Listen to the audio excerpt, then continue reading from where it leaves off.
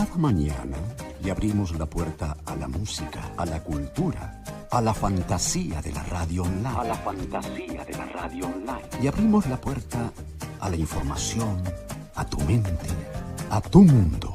Radiorama, las mañanas como deben ser, como deben ser, como deben ser. A esta hora entramos en tu mundo. Radiorama, música, entrevistas, diversión y todo lo que quieres de masmusica.fm. Radiorama, las mañanas como deben ser.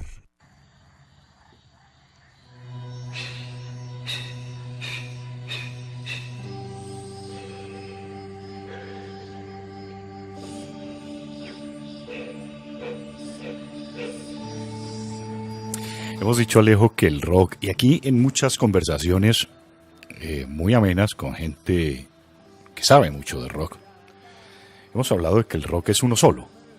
Cántese en el idioma que se cante. Sí, puede haber estilos, puede haber corrientes, puede haber... Hay muchas etiquetas realmente que a uno a veces le cuesta hasta entenderlas o clasificarlas, pero el rock es el rock. Sí, porque hablar de rock, que en español, el rock es rock. Algunos lo cantarán, no sé, en algún idioma, algunos lo cantarán en inglés, algunos en castellano, otros en euskera, otros en francés, en fin. El rock es rock y eso es lo que nos trae hoy precisamente Roberto Awanari, que es miembro de este grupo que están escuchando.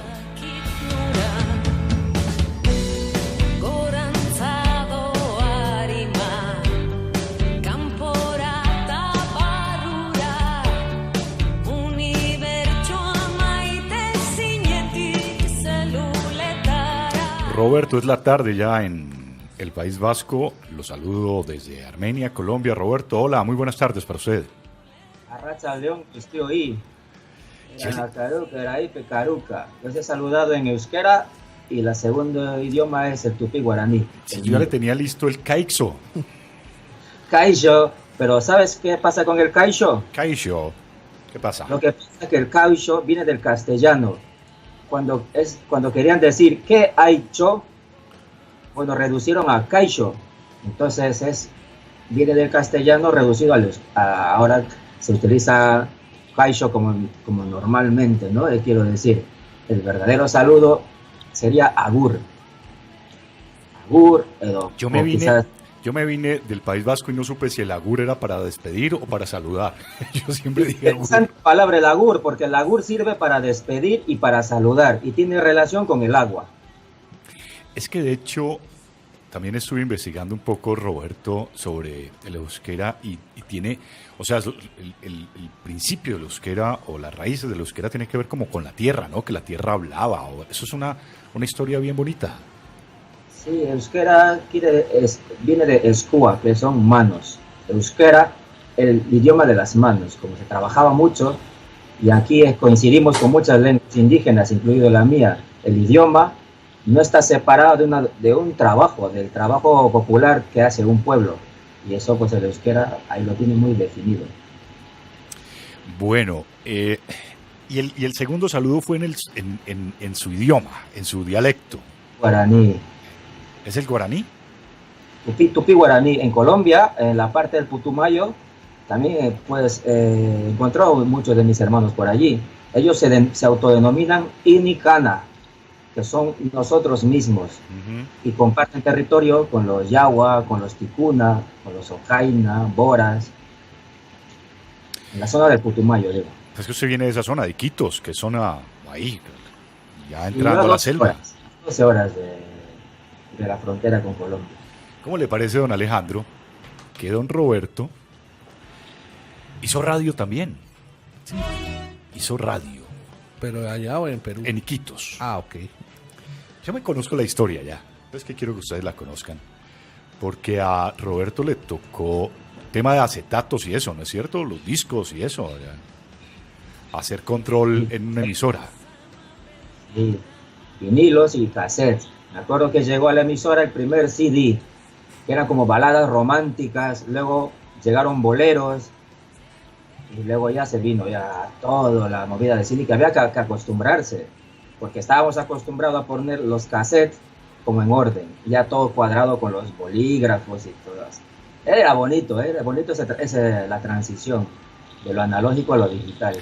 Lo que pasa es que Roberto siempre ha sido indisciplinado, por el buen término de la palabra. El indisciplinado es que llegaba a su estudio, don Alejandro y don Sergio, y pues ya toda la música estaba programada y él veía que había una cantidad de canciones que nunca sonaban, que eran en inglés, ¿no, Roberto? Sí, pues por la parrilla musical que las radios estas de más media, de escucha que todo el mundo oye, pues teníamos un reloj que decía poner merengue, cumbia, salsa, cumbia.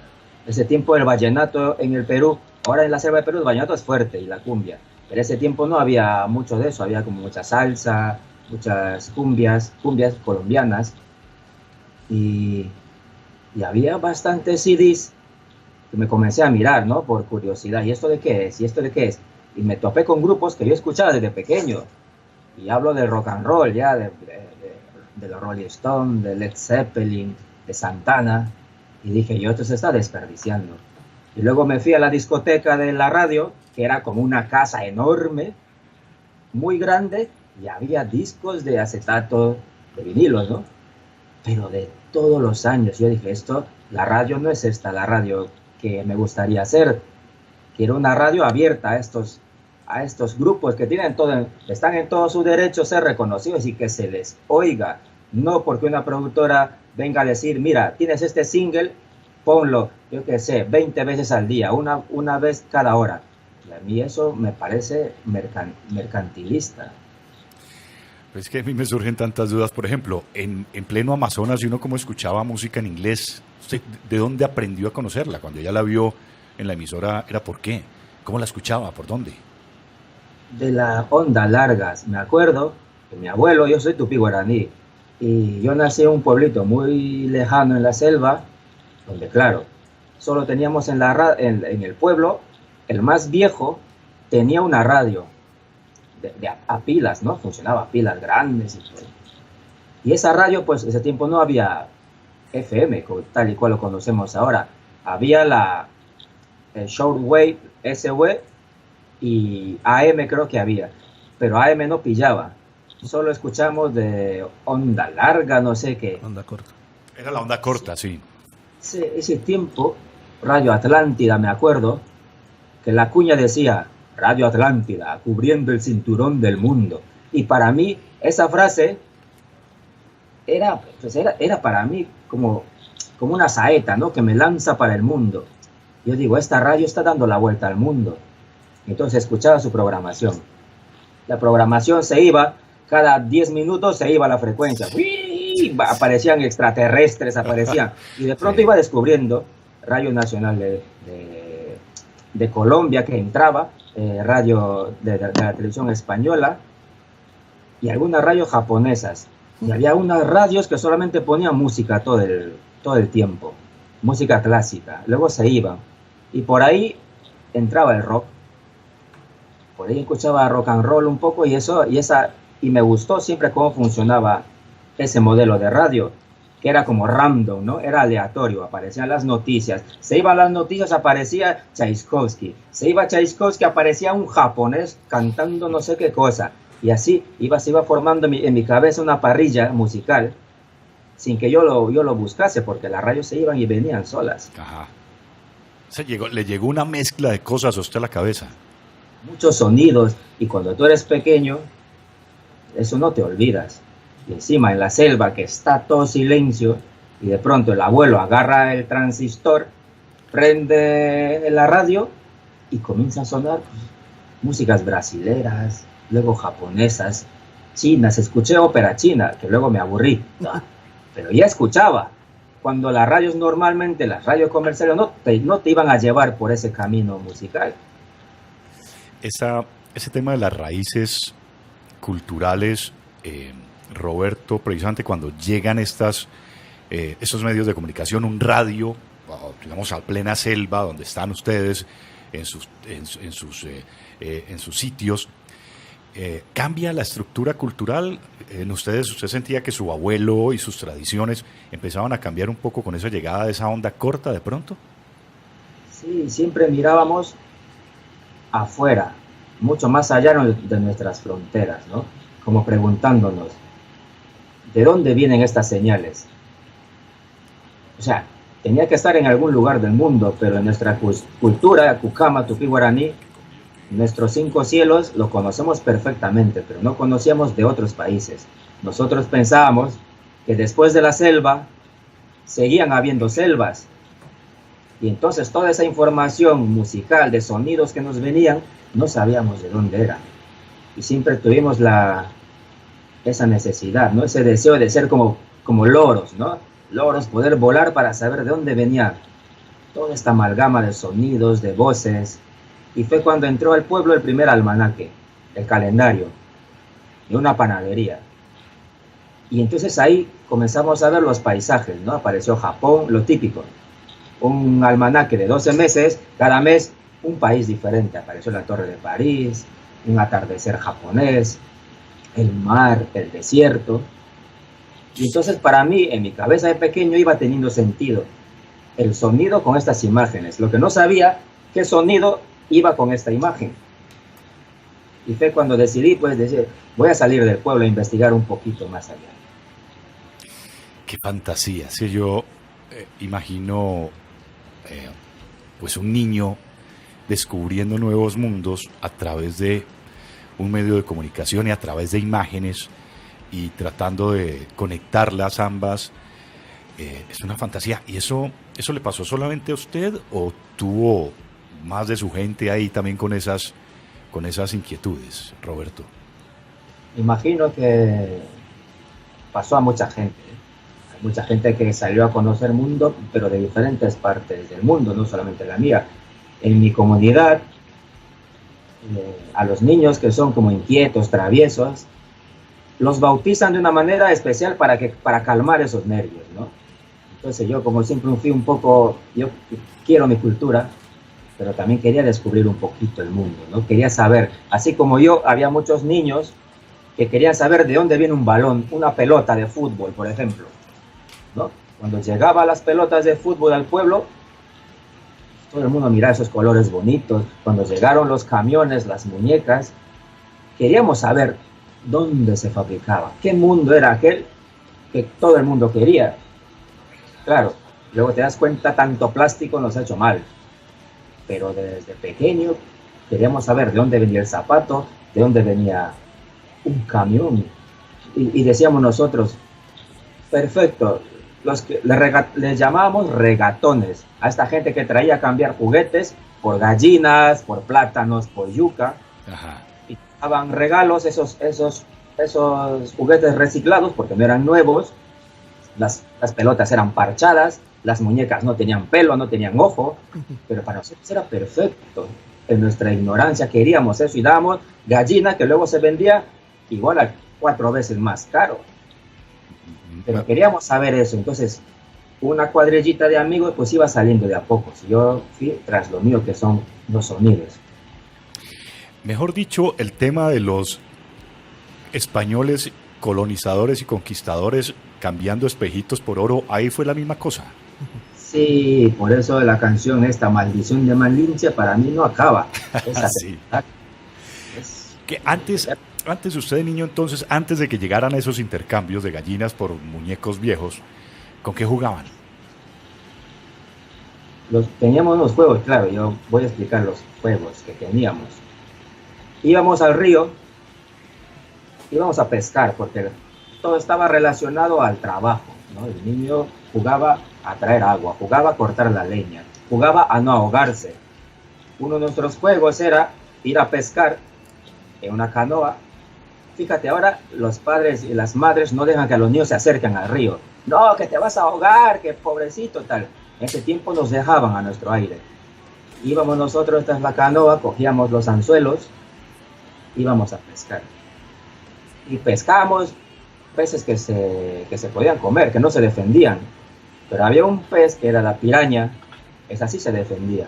Entonces, dentro, ponte que cogíamos 10 peces, pero cogíamos una piraña. Y lo ocultábamos debajo del agua en unos baldes, en unos cuencos. Entonces cada niño tenía que bucear debajo del agua, abrir esos cuencos y coger el pez con la mano. Y era una piraña.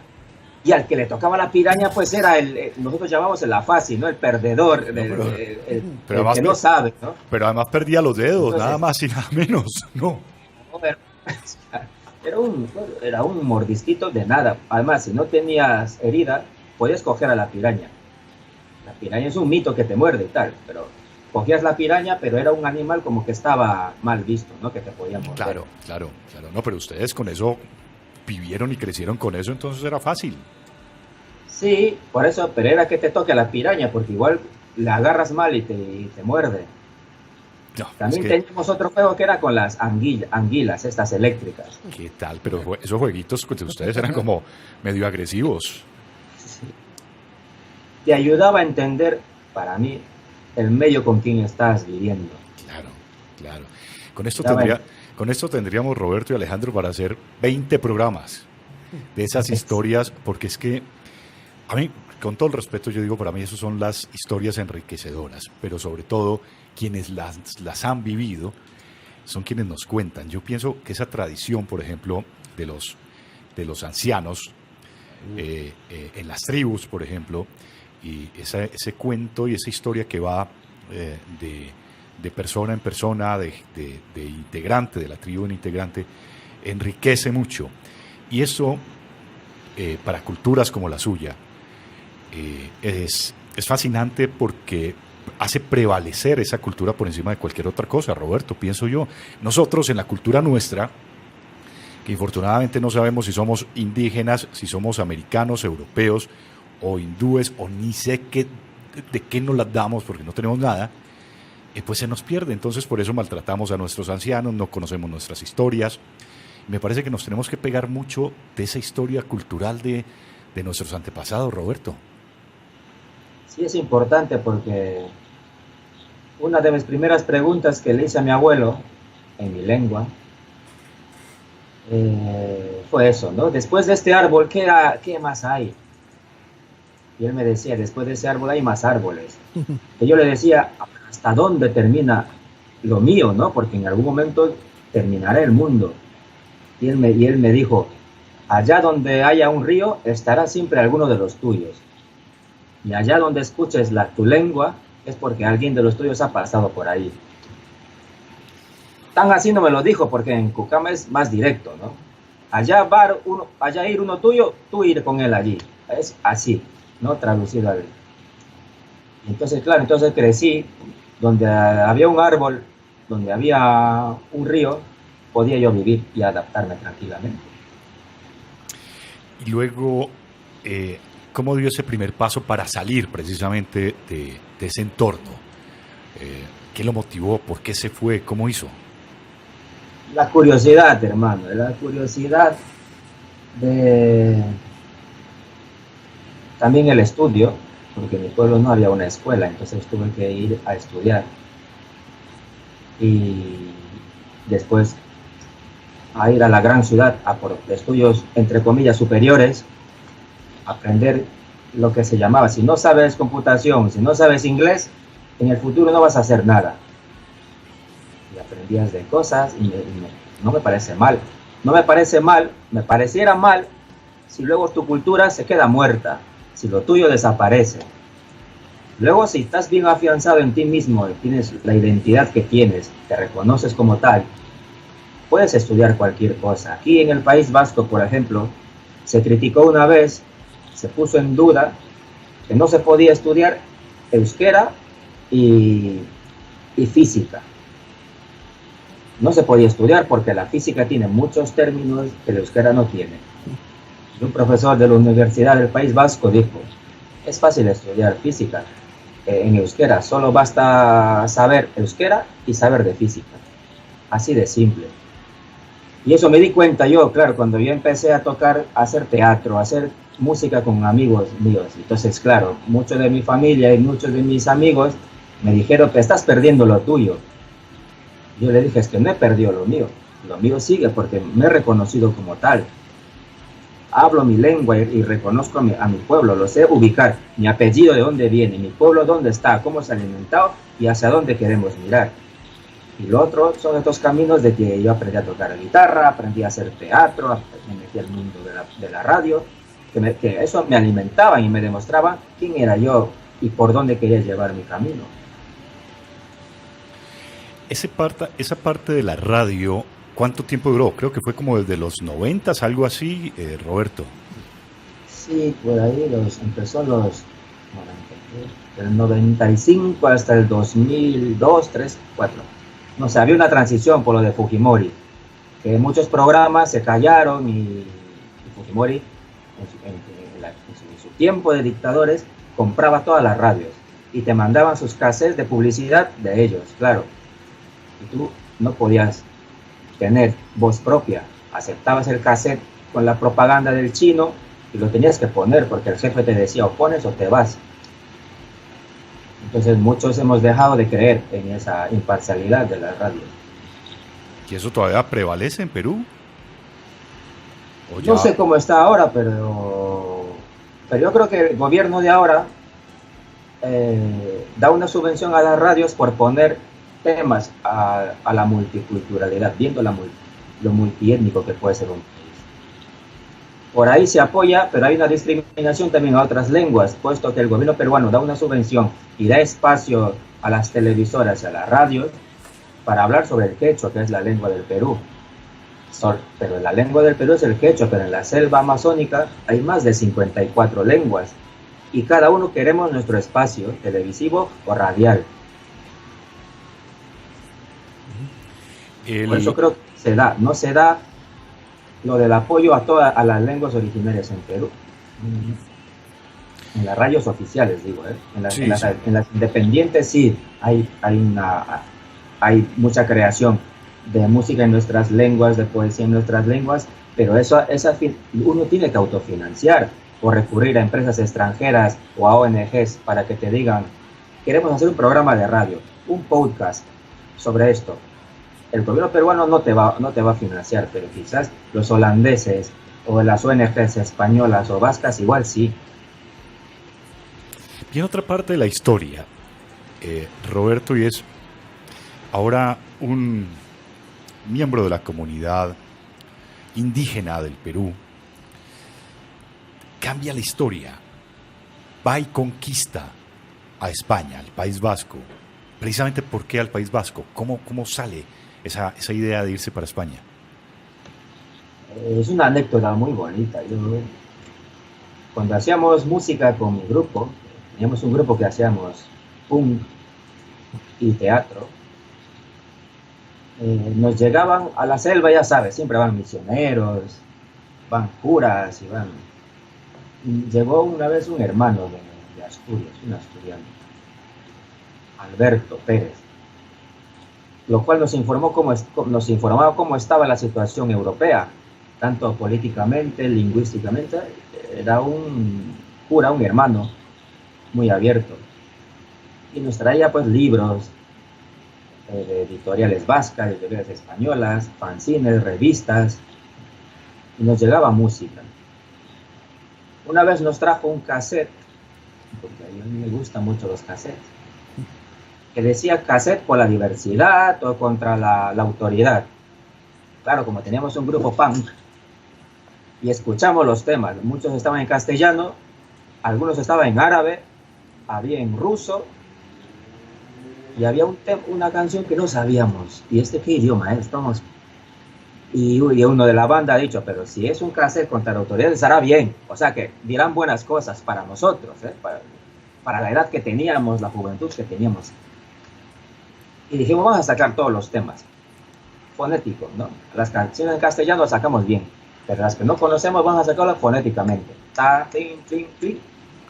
Y aprendimos una canción así, en un idioma desconocido. ¿Y qué pasa? Que luego cuando conocemos a gente del País Vasco, cuando nos escucha tocar y escuchan nuestra música y nos dicen, ¿sabéis la música que estáis haciendo? ¿Os dais cuenta qué lengua es esta? Pues nosotros ni idea, nosotros, pues no sé, dirán buenas cosas. Y cuando los vascos dijeron, esto es el euskera. y es una lengua también minoritaria dentro del Estado español. Y queremos conocer esa lengua. Queremos ubicarla en el mapa para empezar, como somos muy de ubicar cada lengua, cada persona en un mapa. Y no poníamos el País Vasco, no sabíamos. Cuando te hablan en euskera, dices tú, pero este idioma, ¿dónde lo encajo? No me suena, es que no nos sonaba nada. El japonés lo encajas, ¿no? A la música árabe lo encajas, pero a este idioma no lo encajabas. Y así que nos descubrimos que en mi pueblo hablábamos euskera sin saberlo.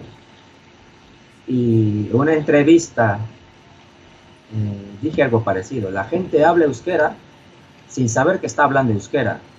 Quiero decir, por los apellidos, ¿no? Seguramente en Colombia o en América Latina hay muchos apellidos de origen vasco. Sí, Arunaki, sí. Ochoa, El Alzate, por ejemplo. El Alzate. Sí, Elizalde, al lado de la iglesia. Entonces, mantener una lengua también por los apellidos es mantener la lengua, mantener viva también. Sobre todo si sabes que es euskera, si sabes que es una lengua indígena, estás manteniendo. Si no sabes, si no tienes idea de qué lengua es, se ha muerto la lengua y se ha quedado ahí en el olvido. Pero si lo sabes, lo recuperas y lo pones en primera fila. Mira, Elizalde, Arunategi, Ochoa, ¿no? Subialde, Elizalde, Echevarri, que allá se dice Echevarría. Todos son en euskera y quieren decir algo. Y entonces descubrimos que nosotros hablábamos la lengua vasca sin saberla. Y fue cuando se fueron a mi pueblo, luego fueron a Iquitos, unos profesores de lengua vasca. A ver, de paseo, de vacaciones, y a ver cómo estaba la situación social de nuestra lengua.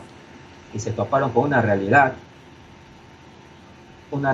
que no hace ventaja, que no nos hace favor, que es, tú aprendes el tupí guaraní, el Jukama, que es mi lengua, siempre y cuando tú seas Jukama, tengas familia y tengas un pueblo en la selva.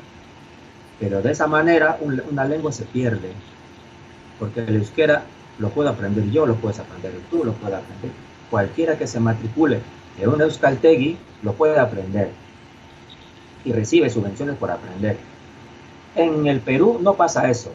Cada quien que quiera aprender tiene que pagar sus talleres. Nadie le subvenciona por aprender tu propia lengua, inclusive. Nadie te... Entonces, Y esa situación vio una profesora, y cuando yo vine para el País Vasco me dijo, Roberto, tú aprender euskera. El primer año no vas a pagar nada.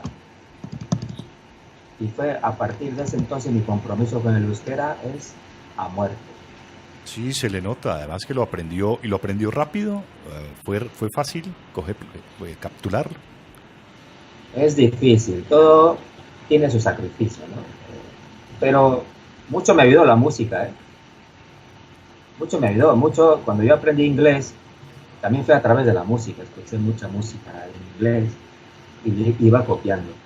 El euskera lo aprendí en un euskaltegi, pero claro, este euskaltegi tiene una dinámica de trabajo en grupo. Lo que aprendes en la escuela, luego salíamos de excursiones, íbamos a bares, íbamos a pueblos que solamente se hablaba esa lengua. Entonces, de las 24 horas de tu vida, 2 horas que dedicabas a las clases, y luego, claro, igual 10 o 12 horas tenías un ambiente vasco en euskera. Y eso ayuda mucho, ¿eh? ¿Y la cultura? ¿Le gustó? ¿Se enamoró usted de la cultura vasca también? Sí, si lo ves desde las raíces, claro, si lo tomas como si fuera tuyo, yo viendo desde dónde vengo, desde sabiendo que soy tupí guaraní, Jukama en la selva, también quisiera apuntar a lo que el País Vasco está llegando con su cultura, su música, su lengua, hacia dónde lo está llevando. Está enfocado a la lengua y al espacio geográfico del País Vasco. En nuestra cultura todavía no se llega a eso, ¿no? Son pocas personas que cogen el Jukama tupí guaraní, voy a decirlo de una manera exótica. Como están de moda las lenguas indígenas y este año ha sido declarado el año oficial de las lenguas indígenas, muchos están tomando por eso, ¿no? Por ese lado. Yo hablo idioma, claro. Pero ¿qué idioma hablas? Feliz día del idioma nativo, te dice ya. Yo pregunto, pero ¿en qué idioma me estás hablando? Porque te estás hablando en castellano, en español. Entonces se ha tomado como una moda, ¿no? A apoyar a los grupos indígenas. Pero claro, es que yo ya sé, yo ya estoy de vuelta en ese camino. Yo ya he pasado, y les he pasado mal. Y nos han humillado por hablar nuestra lengua. Estamos hablando con Roberto Auanari, que es nuestro invitado hoy, pero es que hay mucho más por hablar con él. Y mire cómo en muchas culturas se tiene ese amor por lo propio. Pero es que eso lo perdemos muchas veces. Eso es lo que no nos deja identificarnos como población, Alejandro. Por eso vivimos inmersos en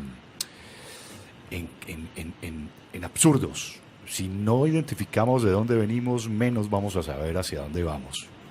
Sí, señor. Tenemos mensajes en el chat. Por favor. Diego Fercho dice, es increíble la historia y creo que si nos hubiese pasado a todos algo similar, la vida sería más enriquecedora. Algunos niños de ahora, incluso personas mayores, no valoran lo que tienen. Y eso de sorprenderse por lo cotidiano, también que perdemos mucho esa capacidad de asombrarnos. Qué historia tan espectacular, dice Juanita Ocampo. Bueno, un saludo también a Alejo Calvo. Zulay dice, muy interesante la entrevista, qué historias tan fascinantes, qué bonita infancia. Claudia la Negra dice, la importancia de aprender con los abuelos mitos, leyendas, historias, lo que ellos vivieron, lo que despertaba la creatividad y curiosidad en un niño sin necesidad de un celular. Había un saludo para Robert ahí, ¿no? Sí, de parte de Zulay. Zulay, saludo a Robert. Ya vamos a esta segunda parte de la entrevista y es que con Roberto tenemos mucho que hablar y mucho en común de la radio, porque bueno, luego les voy a contar qué vamos a hacer con Roberto más adelante. Pero yo sí quiero que escuchen esta canción, esto porque ya vamos a entrar a la época de esta agrupación que se llama Ingot, con esta canción que es Amalandara, Madre Planta. Con ella inclusive habíamos hablado en una nota que tuvimos con Itziar Ituño, que es la vocalista además, y hace parte del grupo de La Casa de Papel. Pues esa es la voz que ustedes están escuchando y que hace parte de Ingot. Y esa canción que a mí me gusta muchísimo y que suena además aquí en masmusica.fm.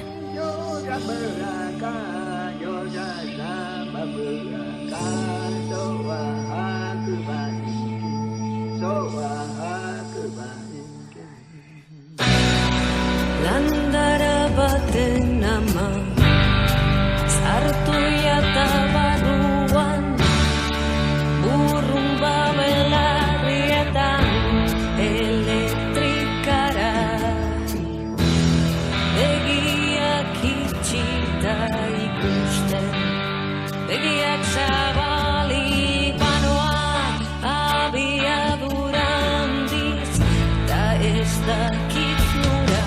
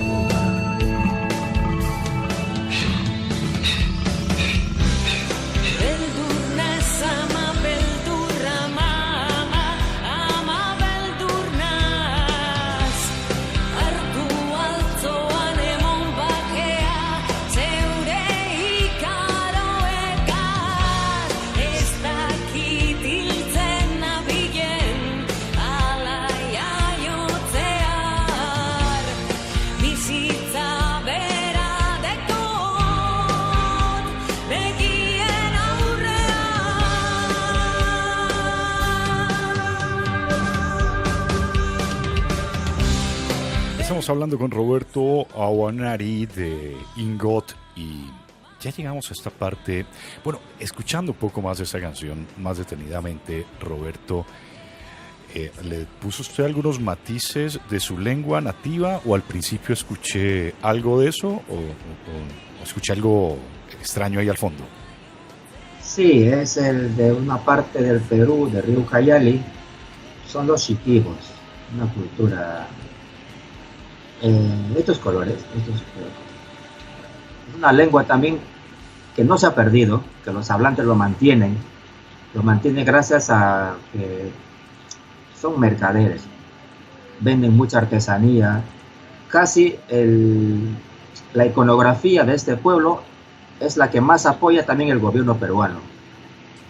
Un buen punto, claro, porque hay que mantener, y para mantener tu lengua tienes que vender tu iconografía, me parece a mí bien, y este pueblo no ha desaparecido. Entonces, cogimos una ceremonia de ayahuasca, se llama Ícaro, ¿no? Mariri, esas canciones en lenguas indígenas que empieza a malandar. Un poco para hacer el guiño para dónde queríamos ir, y además porque este tema, Amalandara, quiere decir ayahuasca, yagé, surgió rápidamente después de una toma de ayahuasca en la selva del Perú.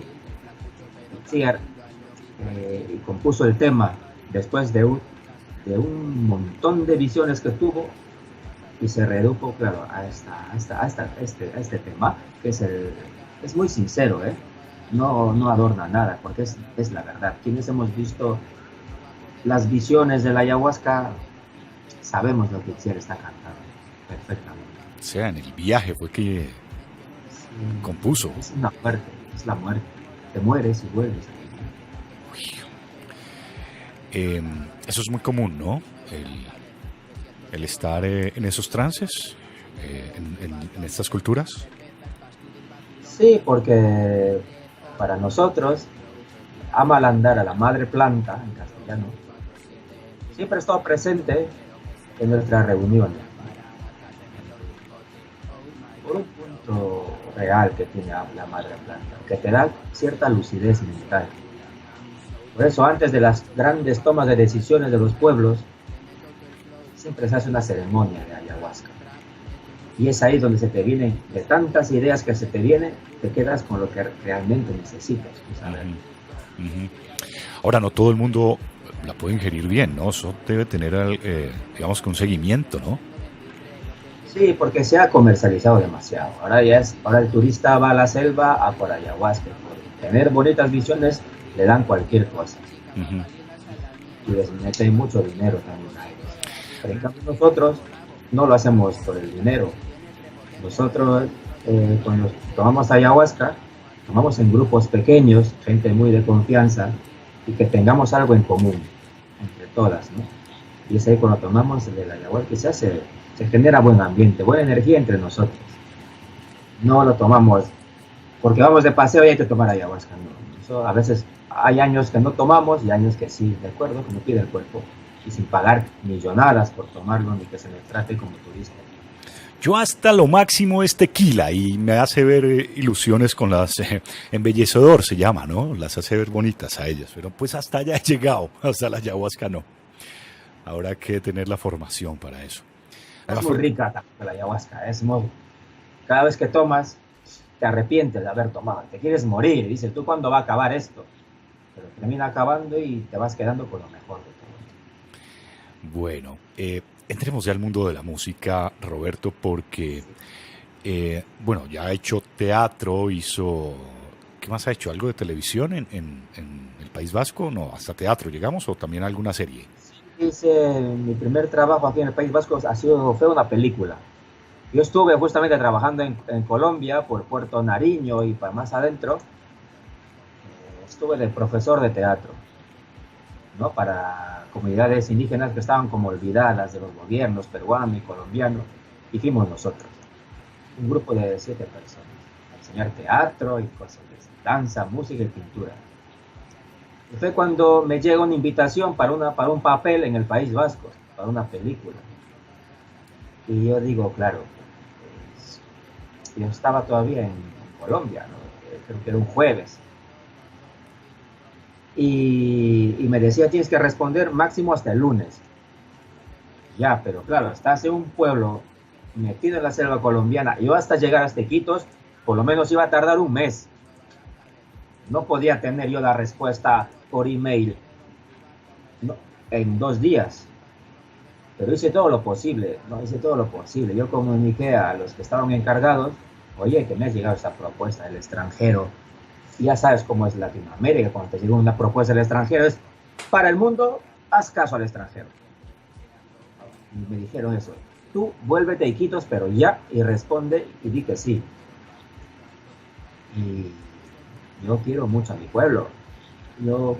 Y siempre decía que no iba a salir, no tenía la intención de salir de mi pueblo, estaba yo bien y estoy bien allí, me interrelaciono bien, conozco gente y yo decía, pero es que yo allí es que no conozco a nadie, no tengo ni referencias, no, de dónde agarrarme. Y me dijeron, pues vete a hacer la película, luego vienes. Y fue cuando vine para aquí, acepté, y para hacer el papel de un tritón, la película se llamaba Arcadia, me propusieron un personaje de agua, y la propuesta de la producción era que yo hablase una lengua, como el Señor de los Anillos, una lengua inventada, ¿no? Me dijeron, Robert, puedes inventarte una lengua para que tú, el lenguaje del tritón pues tenga una lengua suya. Yo dije, pero ¿por qué voy a inventarme una lengua si puedo hablar en mi idioma? Y me dijeron, ¿cuál es tu idioma? Entonces, el Tupi Guaraní, vamos a hacer una prueba. Y entonces hicimos una prueba del idioma y tal, y quedó. Así que mi personaje habla mi lengua. No había que inventarlo nada. Entonces ellos me costearon el pasaje y de vuelta. Y fue así, pues como vine a hacer cine aquí en el País Vasco. Luego al siguiente año me salió otra película en Euskera. Aquí otra vez y ya decidí quedarme. Bueno, ya después se enamoró y ya no lo sacaba nadie de allá y ahora entonces sí llegó la música. ¿Cómo apareció Ingoten en su vida? ¿Cómo transformar ya ese teatro, esa actuación en un grupo de rock? Sí, pues la idea es comunicar siempre. Cójaslo, tú tengas cualquier instrumento, aunque tenga yo que hacer una flauta. La intención es comunicar. Y cuando nos juntamos para hacer rock, porque teníamos un grupo de folk vasco, entonces ahí hicimos música europea, música vasca. Pero claro, tú tienes un pedazo tuyo, ¿no? de rebeldía que te daba el rock, ¿no? Con un amigo que me dijo, Roberto, hay que hacer con Juanpe Salvador. Me dijo, ¿qué tal si hacemos un grupo de versiones de rock de los años 80 que se escuchan en el Estado español? Claro, yo había escuchado también ya mucha música, así que no me hacía desconocida la música. Claro, pero había que hacerlo ya de verdad, a estudiar las estructuras. Y fue como empezamos, pues, y después Juanpe me volvió a proponer para hacer un tributo a Janis Joplin en acústico. Y así, ¿no? Estamos como buscando, a ver qué damos nosotros, qué damos. Y ahí como haciendo la casita poco a poco. Buscamos una vocalista. Al principio no era Itziar, no teníamos ahí. Pero como sabíamos que cantaba en el otro grupo, en Danguilisque, música vasca, y que le gustaba también el rock, y esa, le dijimos, Itziar, haz una prueba a cantar a Janis Joplin. Itziar dijo, voy a cantar yo a Janis Joplin. ¿Has escuchado el vozarrón que tiene esa mujer? Y yo, pero tú haz la prueba. Hizo la prueba, los temas han colado, y luego dijimos, mejor hacemos el grupo de versiones, de diferentes versiones, porque Itziar es teatrera y tiene una voz y puede llegar a muchos registros, gracias al teatro. Pues. Y fue como vamos creando ese Taíru, el grupo, y viendo, y llegando a un punto de decirnos, vale, hemos llegado hasta aquí, perfecto, pero de aquí al futuro, ¿qué ofrecemos ya personalmente? Juanpe tiene una larga trayectoria del rock and roll, del rock clásico, del hard rock. Figuero, el bajista, tiene muchos años, otra trayectoria larga tocando en grupos punk. Itziar ya toda la vida en un escenario, estar ante un público no le iba a suponer mucho trabajo. Y yo buscando el hueco, diciendo, vamos a hacer un grupo nuestro. Y comenzó la lluvia de ideas, ¿no? ¿Cómo nos llamamos? ¿Qué estilo tocamos? Y descubrimos que tenemos afinidad en el rock and roll, ¿no? Tac, tac, tac, pum, tac, tac, tac, pum. Sobre esa base dijimos, vamos a hacer un rock, pero cada uno no se va a meter en el instrumento del otro, va a respetar su espacio. Juanpe comenzó a recuperar sus viejas canciones, me lo pasó a mí, lo pasó a Itziar, para que pusiésemos un poco de lo nuestro, ¿no? Entonces, como Ingot se va formando de diferentes vertientes del rock and roll, del funk, el rock psicodélico, el punk, el heavy metal. Claro, pero tú no puedes llevar tu estilo a Ingot, ¿no?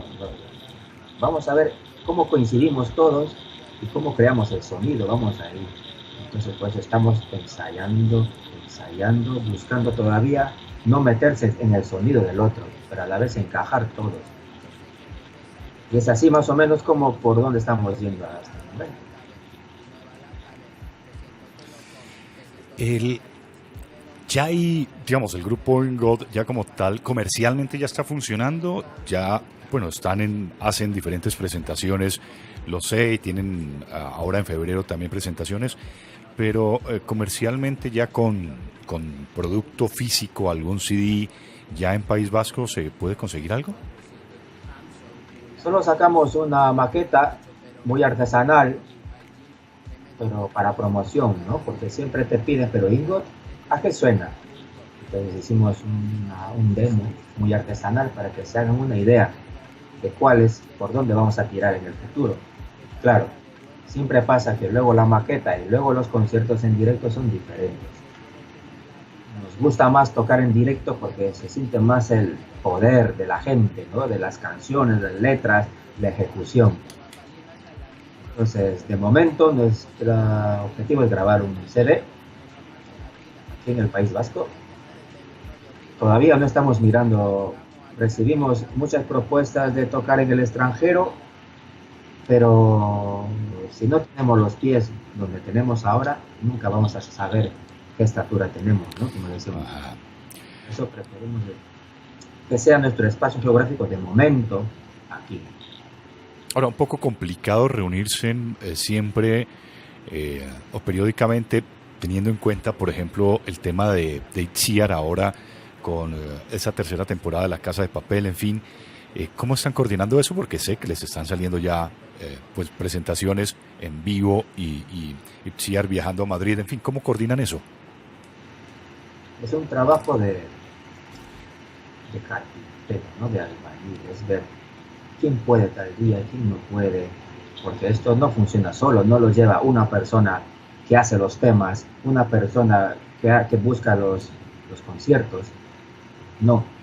Es como un aluvión, gracias a Itziar y a su éxito en La Casa de Papel, tenemos un aluvión de propuestas, pero claro, no sabes cuáles son reales, cuáles pueden ser viables, ¿no? Posibles, ¿no? El de Perú salió por el tema del movimiento de los grupos indígenas, por ahí fue una excepción y queríamos ver cómo estaríamos en el extranjero. Ya vemos que ha ido bien y agradecemos a la gente que ha ido a ver nuestros conciertos en el extranjero. Ahora con el tema de Itziar va a entrar en un proceso de hibernación con La Casa de Papel. Se va a dedicar a lo suyo. Itziar es actriz y como tal se va a dedicar al 100% a su papel, que es muy complicado, ¿eh? Uh-huh. Sí, sí. Yo estuve con ella en las primeras temporadas y era muy exigente el nivel por eso ha tenido el papel que ha tenido, el nivel que le exigían actoral era muy exigente y ahora no va a ser la excepción en esta tercera temporada. Entonces ella se va a concentrar en lo suyo. Yo voy a empezar dentro de poco a dar talleres de teatro aquí en el País Vasco. Entonces cada quien vamos a volver un poquito a lo que Y por eso agradezco tu propuesta, Federico. Eso también lo voy a incluir en este proceso de Ingot, que va a tomar como una pausa en el camino. Pero es que todavía no nos adelantemos, colega, porque Sí. es que ya vamos a ir a esa parte. Permítame, porque Franci dice gracias más música y Roberto por esta entrevista desde Medellín. Saluda Franci. Linda la Francia, estuvo en Perú. Ah, sí, Agradable, sí, muy agradable, sí. te conoce a las paisas. Y Isis Ortiz, la bellísima Isis, de hecho el nombre ya es llamativo.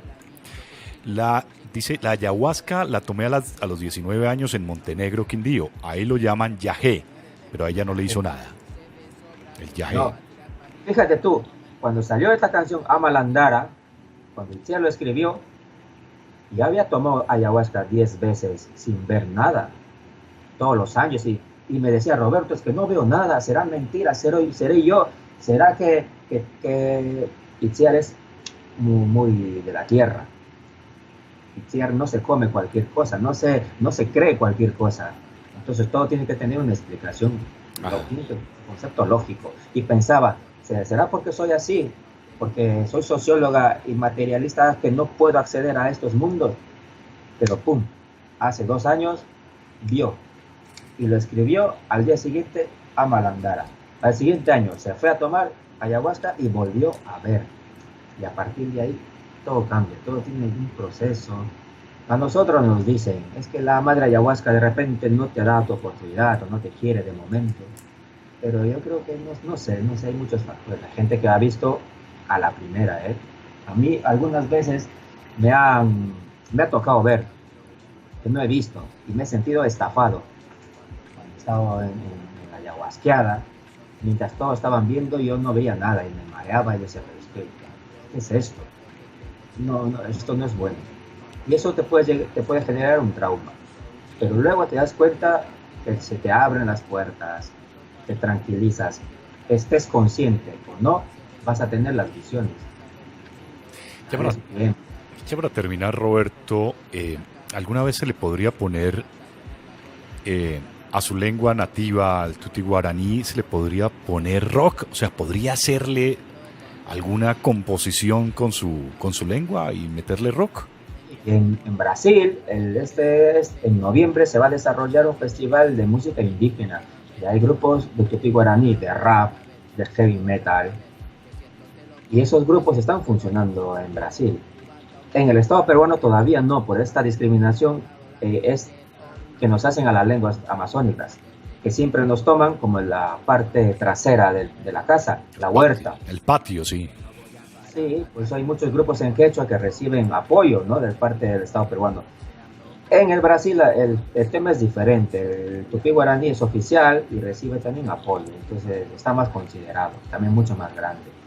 No sé ahora cómo irá el festival, pero hasta el año pasado, sí que yo sepa, porque tengo muchos amigos antes de estar en Ingot. Tuve muchos amigos en Brasil, está mi cultura, están los cucamas de Brasil que hacen música también. Y un saludo para toda mi gente de Manaus, el grupo de música en Cucama, en Tupi Guaraní de Manaus. Ahí están insistiendo en su música tradicional, pero no al rock, no, están más a lo tradicional. Pero que en Río de Janeiro, en Brasil, y hay grupos de hip hop en Tupi Guaraní, hay metal, no están teniendo la difusión que están teniendo. Por ese motivo Radio Yandé va a ser este festival indígena, ¿no? Y a mí me gustaría estar. Ya estamos coordinando para ver si se puede ir. Si voy yo o yo directamente me gustaría ir con esta lengua indígena que es el euskera, ir con Ingot.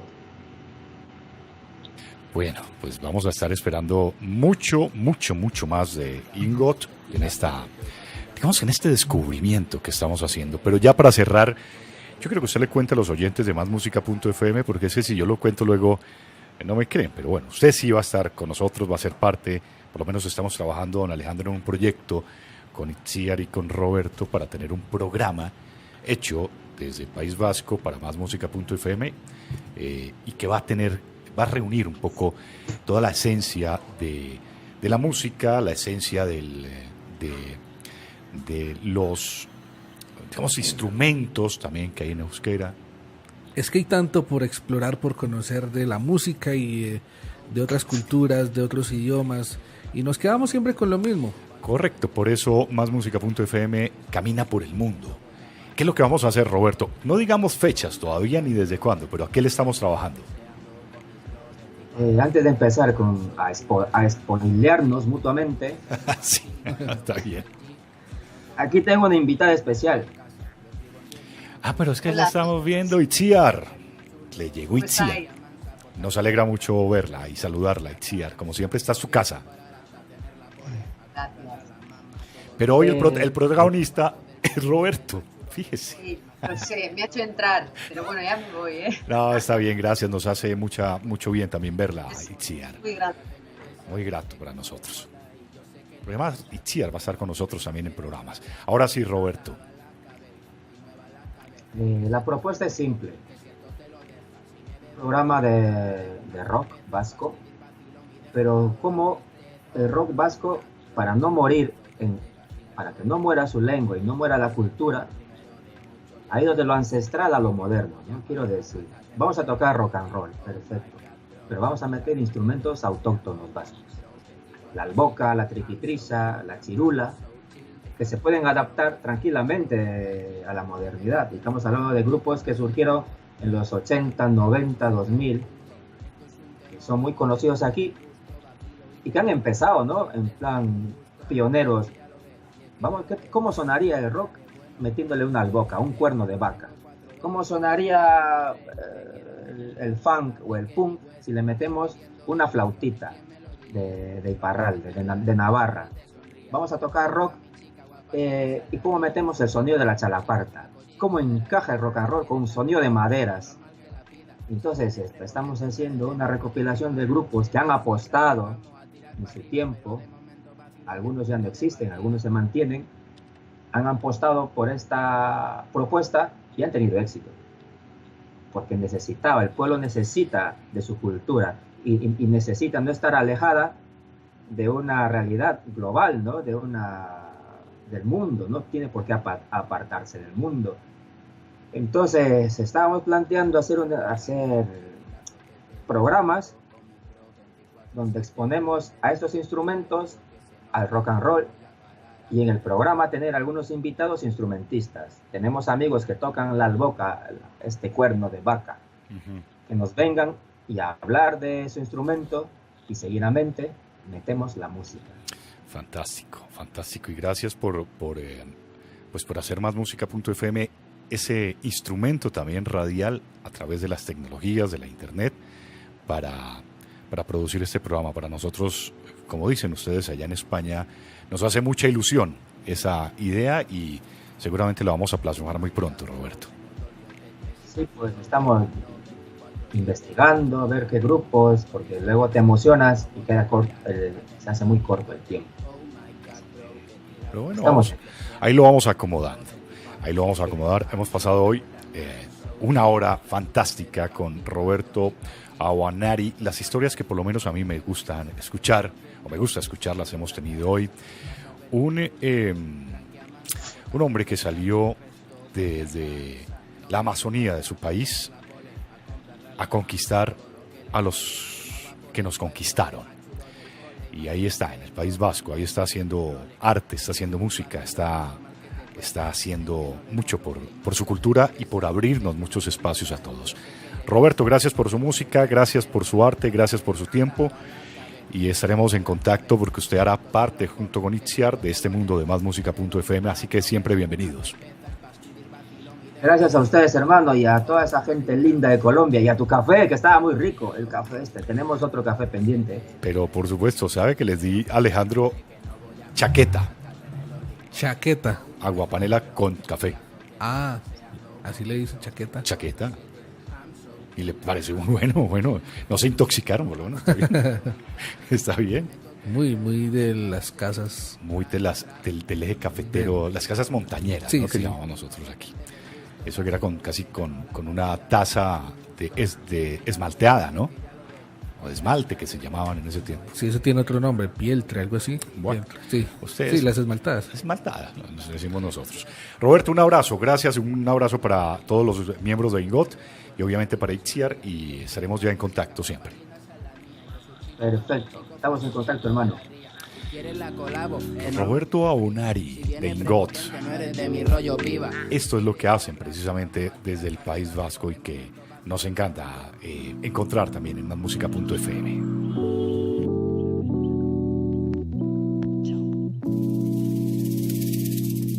Oh my god, bro, menudo liotete. Si vacilo con mi bro 24/7 es porque estoy alone y porque soy el sote y que no voy a parar hasta tener los lingotes. Oh my god, bro, que tilazo tete. Flexeando con mis bros 24/7. I'm so cool and I'm so chill. Estoy flacucho pero vacilo al lobby IG. Hoy no toca party, hoy me quedo en casa. Lo escribo en 10 minutos y se de sobra que arrasa. Si vas a venir chulo, tranqui mansa, porque hacer lo que hace el resto pues ya cansa. No pienso parar hasta tener la pole, pa' comprarle a la mamá todo lo que le mole. El más guapo del pueblo, el más chulo del cole. Imagínatelo cuando me pillo un Rolex, porque soy un vacilón y normal que te cueza. Dicen que no le molo y más tarde me besa. Dice que no le mola y yo sé que le pesa. Que no te mole el tema pero mueva la cabeza y mueva la cabeza. Que si esto te lo come, que si esto te lo deja. Si me bebo un cubata o me bebo una cerveza es pa' escribir vacilón y deja a un lado la tristeza. Oh my god, bro, que estilazo tete. Vacilando con mi bro 24/7. El primero de muchos y espero que se note que no voy a parar hasta tener los lingotes. Oh my god, bro, que estilazo tete. Flexeando con mis bros 24/7. I'm so cool and I'm so chill. Te flacucho pero vacilo al lobby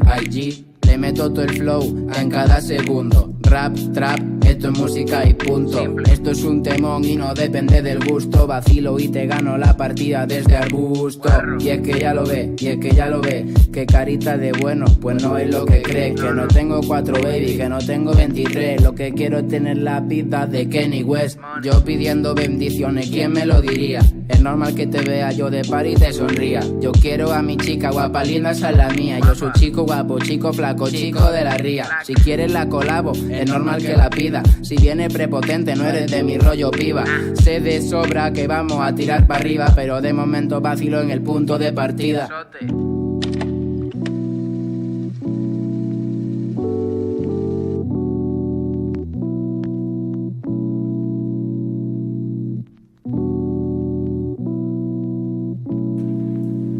Sote, Ingot, suena en masmusica.fm. En breve vamos a hablar más de canciones, vamos a tener otra agrupación, pero es allá local, que es Monet. Hablará un poco de sus canciones, de su lanzamiento, además de una muy buena canción con la que abrimos esta mañana Radiorama. Bueno, mucho más. Una cortísima pausa, estamos de regreso ya con otra parte más de Radiorama. Otra parte más de Radiorama. Otra parte más de Radiorama. Otra parte más de Radiorama. Otra parte más de Radiorama.